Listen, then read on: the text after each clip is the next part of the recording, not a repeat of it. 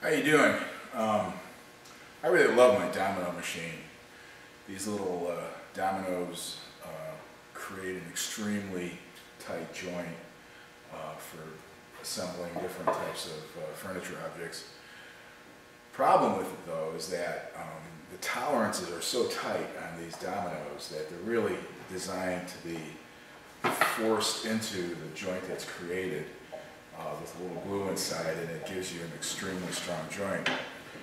But most projects you have to do some dry fits and dry assemblies and take it apart and put it back together a bunch of times, and so I found that if I just use the dominoes as they are, eventually I start to wear the sides and the size of the hole that's cut by the machine, and that tends to cause problems. So I've discovered that I can take a little block plane and simply shave something off of each side of the domino, like so. A little bit on this side.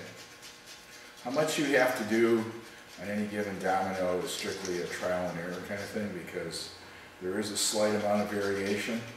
There's actually a little point on these rounded edges that I find if you take that point off with the block plane, that tends to help a lot.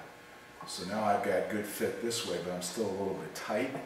So I'm going to take my block plane and I'm going to simply shave off a couple of licks here on each side, like so.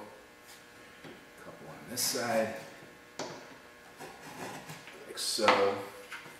And what I want to end up with is a domino that I can insert and pull out again fairly easily. Last thing I do, so I don't get this mixed up with the dominoes I want to use when I actually go to do the final assembly and glue up, is I just write a little DF on here to signify that this is a dry fit domino. So now I can do my dry fit. So I can pop this baby in and I can go ahead and assemble my piece. So I don't need to use any hammers, I don't need to pound anything. It just slides together very nicely.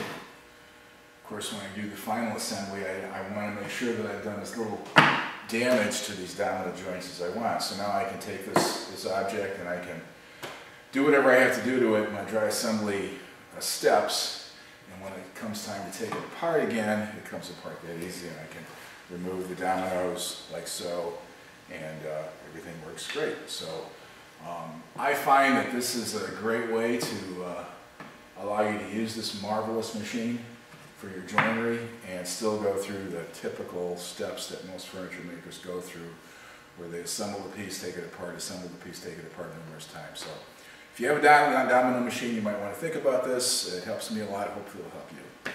Talk to